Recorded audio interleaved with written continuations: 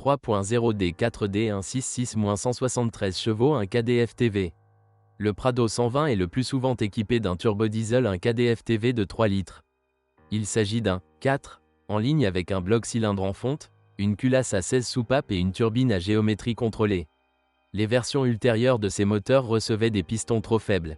Ils sont soit trop légers, soit défectueux, mais le fait demeure, les moteurs 1KD produits d'août 2006 à juin 2009 ont assez souvent été surpris par des pistons fendus. Ce problème apparaît dans une moindre mesure sur les moteurs un peu plus anciens fabriqués depuis août 2004. Le problème des pistons qui craquent ne se produit certainement pas sur ces moteurs diesel de 3 litres produits depuis fin 2010. Ils sont conformes à la norme Euro 5 et sont apparus sur la prochaine génération de Prado. Pour la catégorie problématique de ces moteurs, de nouveaux pistons portant le numéro correspondant, 13, 101, 30, 150, 03, doivent être installés. Dans ce cas, le turbodiesel 1KD parcourra facilement 1 million de kilomètres. Il est doté d'une courroie de distribution, 13, 568, 39, 015, qui doit être remplacée tous les 100 000 km. Il n'est remarquable pour rien d'autre. Le turbocompresseur dure environ 300 000 à 400 000 km. La pompe, 16, 110, 69, 045, entraînée par une courroie de fixation, nécessite la même attention régulière. Les injecteurs de carburant sont tout à fait capables de parcourir 400 000 km, mais ils doivent encore être déposés tous les 200 000 km pour remplacer les rondelles ignifuges. Les nouveaux injecteurs Denso, DCRI 10770, DCRI 107780, coûtent environ $420 à $550 selon l'année de fabrication de ce moteur. Le Prado 120 était également équipé d'anciens moteurs diesel à 8 soupapes tels que 5L et 1KZ, qui constituaient la base du 1KD, mais toutes ces versions sont destinées aux pays arabes. Les moteurs essence de base du Prado 120 ont une cylindrée de 2,7 litres. 2.7 MPI 152 chevaux 3 RZFE. 2.7 MPI 163 chevaux 2 TRFE. Avant le restylage, c'était un moteur 3 RZ, et après c'était un 2 TR. Ce sont des 4 cylindres en ligne à aspiration naturelle avec un entraînement par chaîne de distribution. Ils ont des blocs cylindres presque identiques avec des arbres d'équilibrage, mais les culasses sont différentes.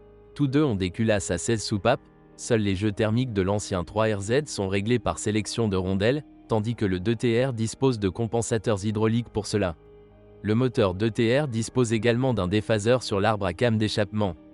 Les deux moteurs sont extrêmement fiables, ils parcourent le même million de kilomètres sans ouverture ni réparation. Certes, la dynamique du Prado avec un moteur de 2,7 litres est médiocre, environ 16 secondes à 100 km/h, et seulement si le conducteur a la patience d'appuyer sur le plancher à chaque vitesse. 4.0 MPI V680 chevaux un GRFE. Le Prado 120 le plus rapide est équipé d'un V6 atmosphérique de 4 litres.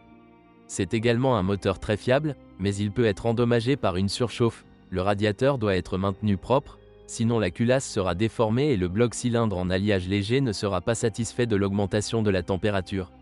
De plus, sa tubulure d'admission est dotée d'un amortisseur à géométrie variable en acier fixé par 2 vis. Ces vis peuvent sortir et causer des problèmes dans un ou deux cylindres. Le collecteur d'admission peut être remplacé par un collecteur modernisé, 1 710 931 015, son achat coûtera $340.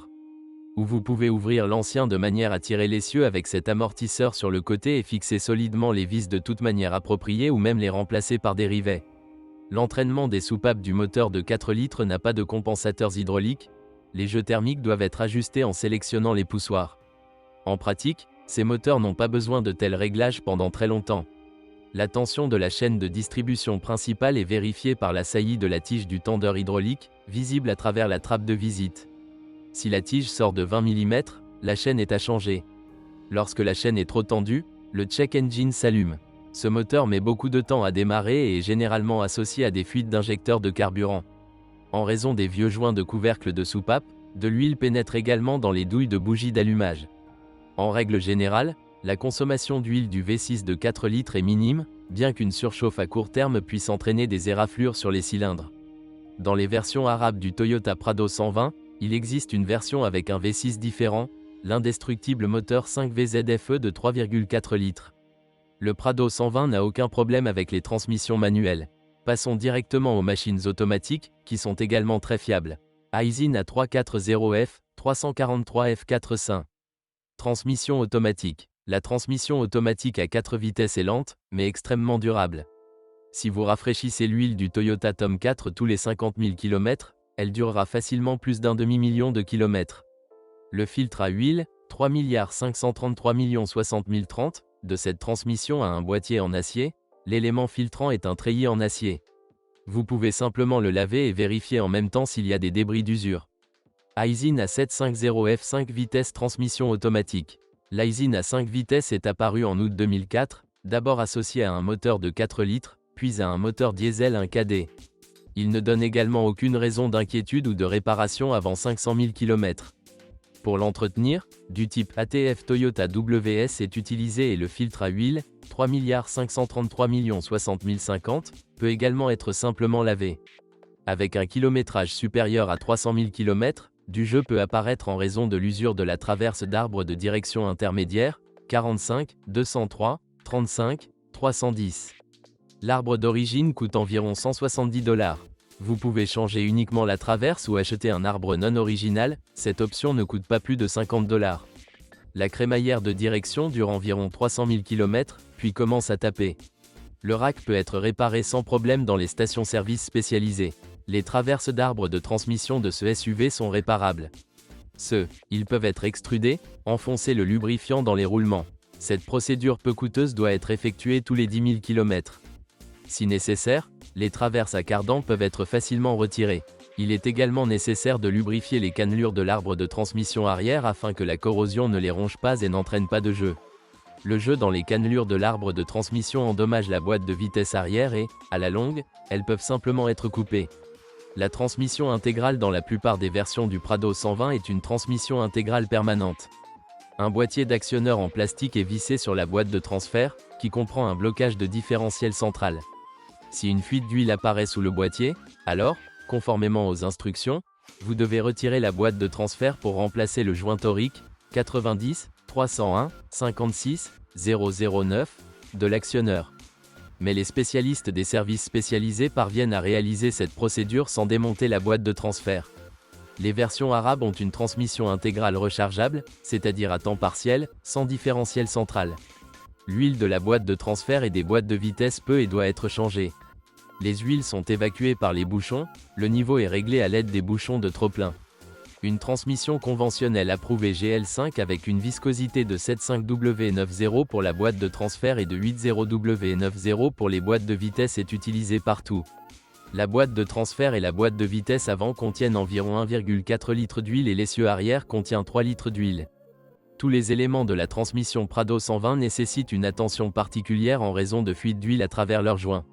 Les roues motrices avant sont très durables si vous ne les utilisez pas avec des entères déchirées.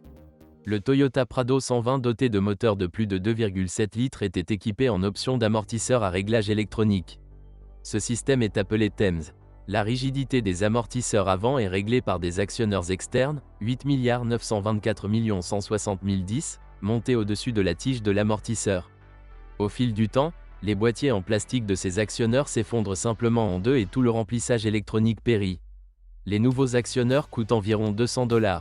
Les amortisseurs avant d'origine pour le système TEMS, 48, 510, 69, 195, coûtent environ 320 $ pièce, et un analogue complet auprès d'un fournisseur de convoyeur, 7 410 000, peut être trouvé pour 180 $. Les amortisseurs arrière TEMS, 48, 530, 69, 485, sont équipés d'actionneurs intégrés, mais le câblage qui y est connecté se casse avec le temps. De plus, les fils peuvent se rompre aussi bien à l'extérieur qu'à l'intérieur du boîtier de l'amortisseur. Pour y accéder dans ce cas, les artisans ont vu le corps. Les nouveaux amortisseurs arrière TEMS coûtent environ 520 $, tandis que le remplacement complet, 7 440 002, coûte 240 $ chacun. En cas de dysfonctionnement du système TEMS, les amortisseurs correspondants deviennent aussi rigides que possible, il est donc tout simplement désagréable de rouler longtemps. Tous les amortisseurs TEMS peuvent être remplacés par des amortisseurs passifs conventionnels. Le point de montage inférieur des amortisseurs arrière est situé sous l'essieu et est recouvert d'un bouclier anti-dommage. Cependant, l'humidité et la saleté s'accumulent à cet endroit, ce qui entraîne une corrosion totale du boîtier de l'amortisseur. Le point de fixation supérieur des amortisseurs peut également pourrir, des rondelles devront être soudées pour la réparation. De plus, les soufflets en acier des amortisseurs arrière pourrissent facilement en poussière. Ces zones doivent être entretenues, nettoyées et protégées de la corrosion. Le Prado 120 est doté d'une suspension pneumatique uniquement sur l'essieu arrière. Le système comprend une paire de vérins pneumatiques, un compresseur et 2 capteurs de position. À propos, grâce à la fixation des charnières des capteurs de position de carrosserie, 89, 407, 60, 022 et 89, 408, 60, 011, ce SUV peut facilement s'asseoir sur l'une des roues. Ces capteurs et tiges doivent être nettoyés et lubrifiés 1 à 2 fois par an, par exemple lors des changements saisonniers de pneus. Les capteurs coûtent entre 50 et 200 $ pour l'original. Les ressorts pneumatiques coûtent entre 80 $ et 230 $, 48, 090, 35, 011 et 48, 080, 35, 011, pour l'original. Ils durent longtemps, environ 200 000 km. Ils s'usent et éclatent au fond du fait que leurs supports sont fortement corrodés et ce sont les oxydes qui essuient le caoutchouc. Le compresseur de la suspension pneumatique est installé en bas à l'arrière gauche et devient également victime de la corrosion, souvent avec des courses de plus de 200 000 km. Son boîtier rouille littéralement de part en part, au point de se percer ou de se fissurer.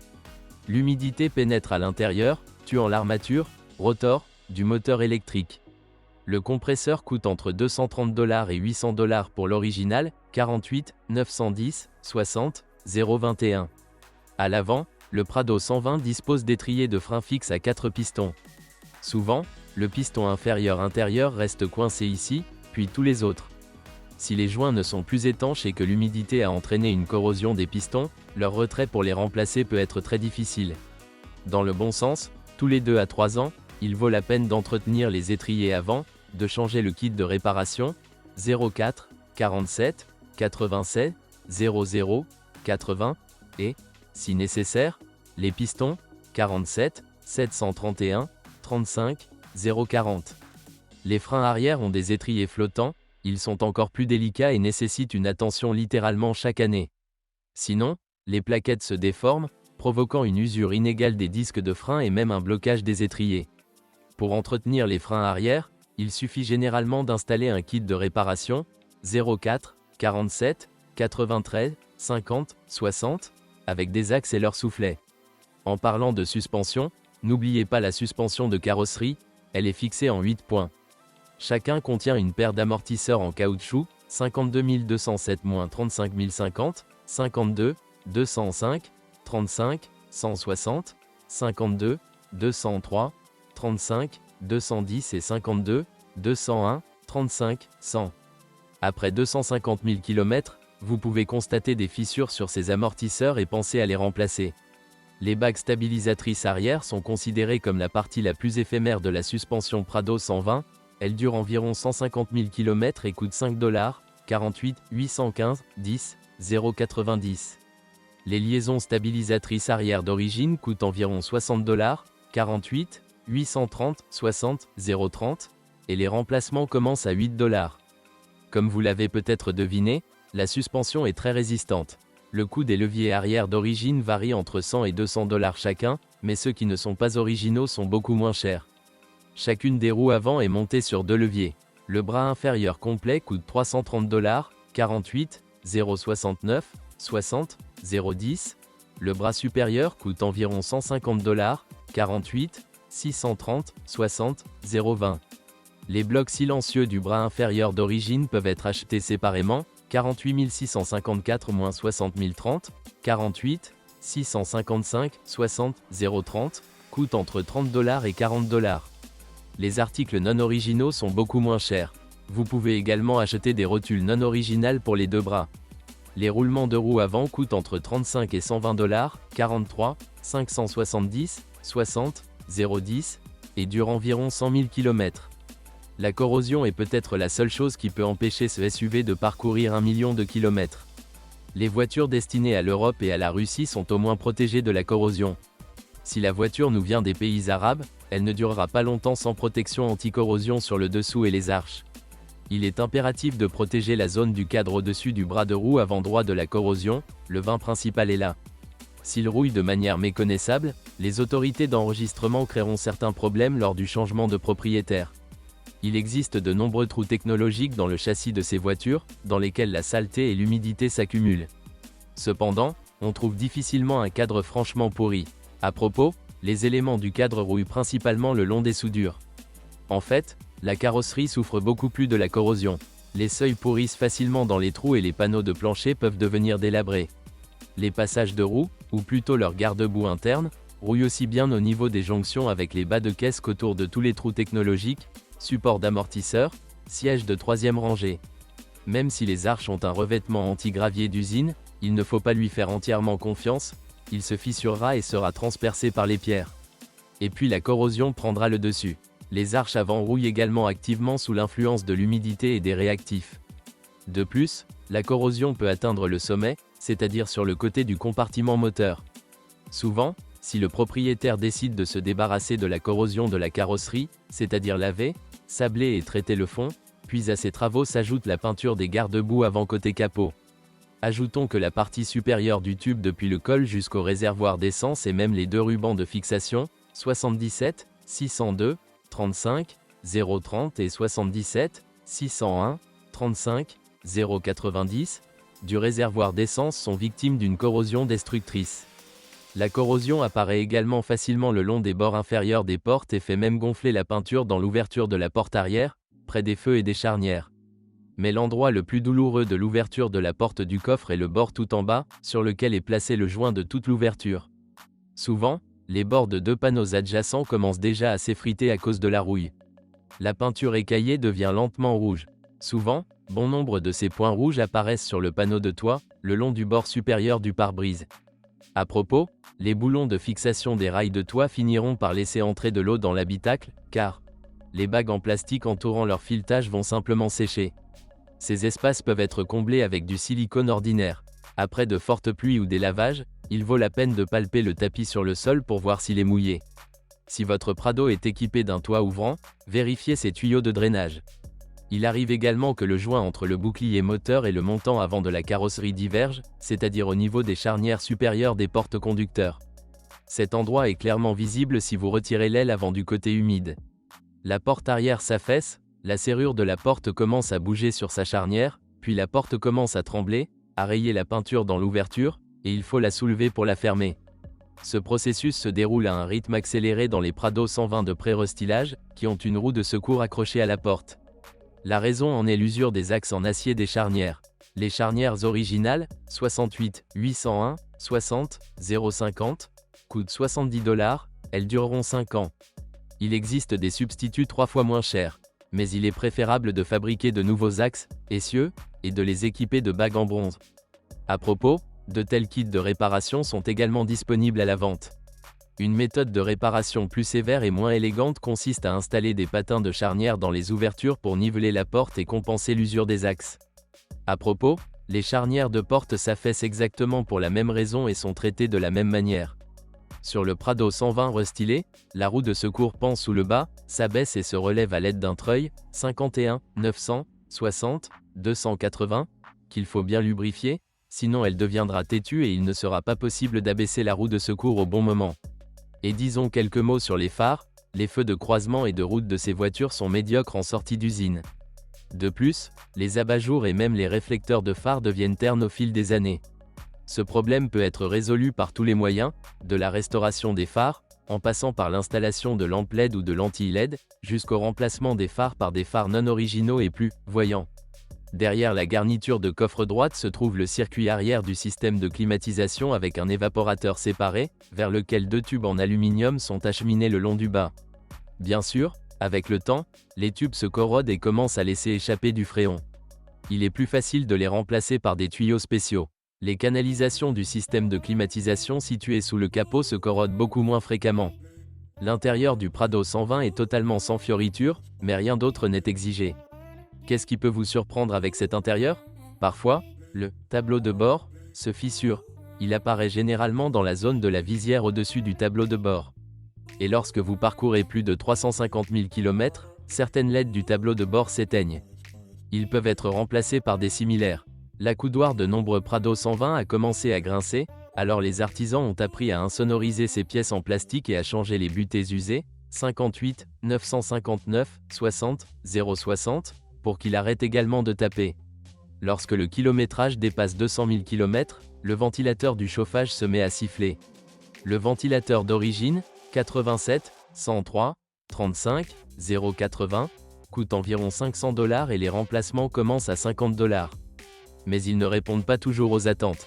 Les fans du Prado 120 ont découvert que jusqu'en 2007, l'axe du ventilateur tournait sur des paliers lisses avec des rondelles en feutre imbibées d'huile.